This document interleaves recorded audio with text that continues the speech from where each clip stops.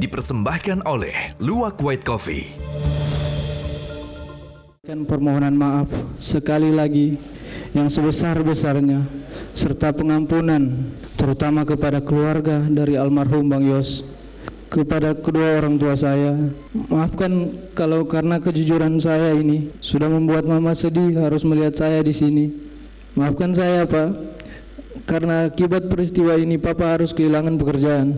Terima kasih untuk Mama dan Papa karena telah mengajarkan nilai-nilai kebaikan, kejujuran, dan kerja keras dalam hidup saya dan kakak saya sejak kami kecil.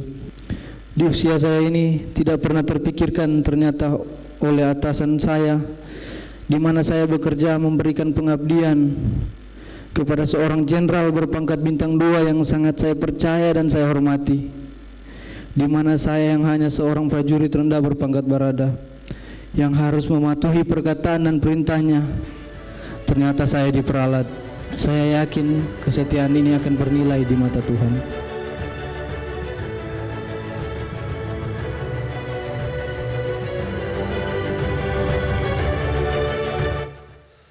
Sebelum mulai perdebatan seperti biasa, saya selalu minum kopi dulu. Itulah yang membuat lawan-lawan saya selalu kalah. Enak banget. Para pemirsa, malam ini hadir di tengah-tengah kita Ibu Ine, ibu kandung dari Ibu Eliezer. Selamat malam, Bu. Terima kasih atas kedatangan Ibu di hot room ini, walaupun dengan penderitaan Ibu, ya kita merasakan ya betapa sakit hatinya seorang ibu melihat anaknya seperti itu. Bagaimana perasaan Ibu pada saat mendengar anak Ibu dituntut 12 tahun? Waktu itu kan kami berdua tidak pergi ke persidangan, tidak hadir karena memang Eliezer melarang kami ke sana karena dia pada dasarnya anak itu dia tidak mau melihat kami sedih dan dia tidak mau melihat kami sedih dan kami melihat dia sedih. Jadi kami tidak pernah berpikir kalau tuntutannya sampai sebanyak itu, seberat itu. Setelah mendengar 12 tahun, gimana? Mbak Ibu terkejut atau bagaimana? Saya kaget dan menahan tangis. Saya menangis karena saya menonton waktu itu di HP kan. Jadi saya menangis, menahan sakit hati, dan suami saya juga menangis, bapaknya menangis. Kita menangis sama-sama di kamar. Bapaknya di Manado? Di Jakarta kita. Tapi ibu tinggal di Manado ya sama bapak? Sekarang sudah dari bulan Desember tinggal di sini. Iya, sama-sama menangis bapak dan ibunya. Iya, kita menangis karena merasa tidak adil dengan Katanya bapaknya Eliezer, yaitu suami ibu, juga benar kehilangan pekerjaan gara-gara kasus ini. Iya, Bang. Gimana sebabnya, kenapa tuh? Karena kan dari bulan Juli 12 hari sesudah peristiwa itu kita dijemput, dibawa ke Makobrimob kan, diberikan pengamanan di situ. Terus karena 2 bulan tidak masuk kerja, sudah hampir 2 bulan tidak masuk kerja. Jadi dari perusahaan, karena mereka perusahaan swasta kan, mereka membutuhkan sopir, sangat membutuhkan. Bapaknya Eliezer kerjanya supir? Supir. Terus jadi, bapak ibunya Eliezer dibawa ke Makobrimob, diminta apa? Minta apa maksudnya, Bang? Dibawa ke Makobrimob terus ditanyain apa di sana? Enggak ditanyain apa, cuman kita dikasih pengaman tempat tinggal di situ. Waktu itu kan Eliezer masih di sana, di Makobrimob. Jadi kurang lebih 1 bulan kita bersama-sama dengan Eliezer di sana. Sampai akhirnya dia ditahan. Terus jadi bapak dan ibunya, ibu menangis begitu mendengar anak ibu dituntut 12 tahun. Ya? Dan bahkan bapak juga sudah kehilangan pekerjaan. Kira-kira apa himbauan ibu sekarang ke majelis hakim? Karena pada akhirnya kan putusan keadilan itu di tangan hakim. Apa himbauan ibu kepada hakim dalam perkara ini? Harapan kami yang terakhir hanya kepada Tuhan dan juga kepada majelis hakim. Karena kami melihat apa yang sudah dilakukan anak kami selama ini kan, dan ternyata dia mendapatkan tuntutan yang sebanyak 12 tahun. Dan harapan kami saat ini hanya kalau bisa majelis hakim bisa memberikan keadilan yang seadil-adilnya untuk anak kami. karena dia masih muda, masih punya harapan yang panjang untuk masa depannya. Dan kami juga sangat berharap agar dia bisa kembali bertugas seperti dulu. Jadi harapan ibu agar dihukum seringan-ringannya. Iya. Dan agar bisa bertugas kembali di kepolisian. Iya bang. Itu Eliezer itu anak keberapa dari ibu? Anak kedua dari dua bersaudara. Anak kedua dari bersaudara. Iya. Paling bungsu hanya dua anaknya. Iya. Dan dari selama ini anak ibu ini termasuk seperti dari wajahnya perilakunya sangat manis gitu, sangat baik. Bagaimana sejarah hidupnya dari kecil? Iya bang. Karena dari kecil kami mendidik anak-anak kami dalam kesederhanaan. Ya. Dan kami mengajarkan untuk jujur, untuk patuh.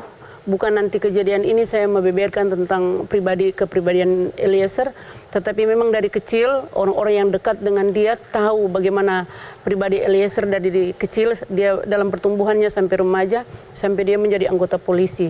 Kami selalu mendidiknya dengan baik, yang utama itu harus jujur.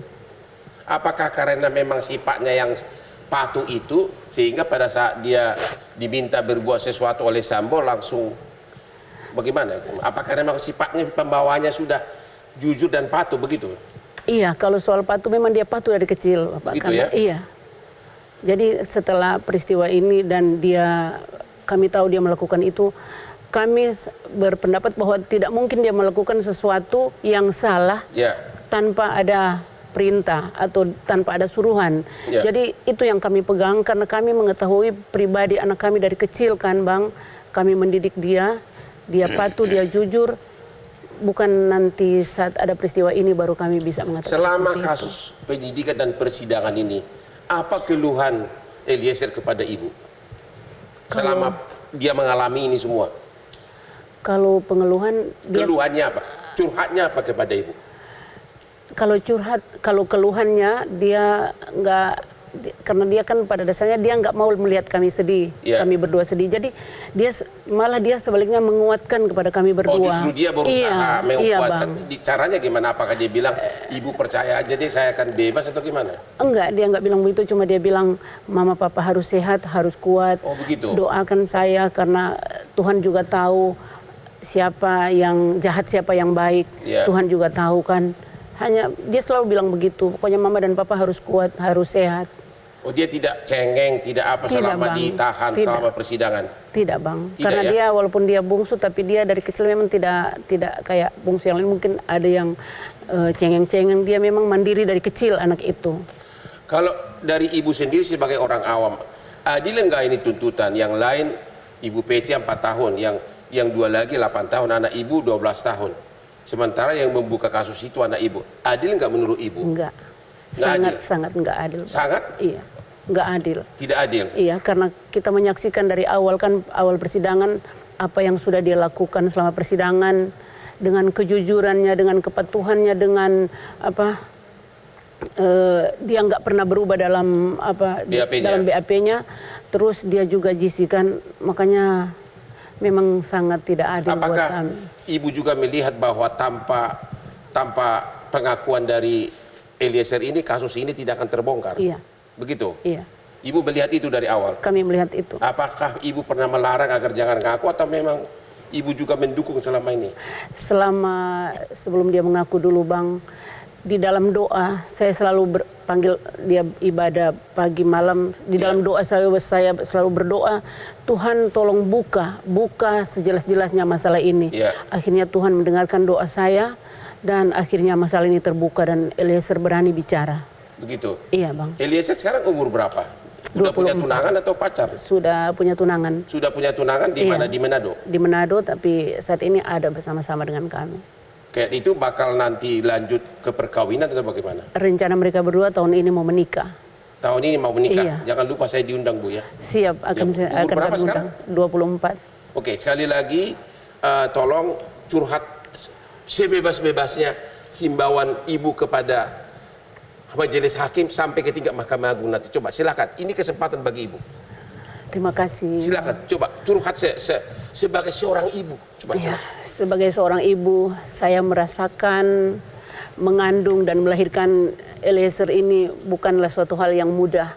Dan ketika saya membesarkan dia, bapaknya kan kerja, jadi kerja sebagai supir. Iya, sebagai supir. Jadi sering keluar kota, sering dia pergi keluar kota, banyak waktunya di luar kota. Jadi anak-anak selalu dengan saya, dan saya mendidik mereka dengan baik, dengan tidak pernah saya mengajarkan hal-hal yang tidak baik kepada mereka, dan saya bawa dalam doa setiap hari sehingga mereka boleh tumbuh dewasa, boleh tumbuh dengan baik. Dan harapan saya ketika dia ketika dia dalam masalah ini, kami berdua, bukan cuma saya, kami berdua sebagai orang tua sangat memohon belas kasih dari memohon belas kasih dari majelis hakim.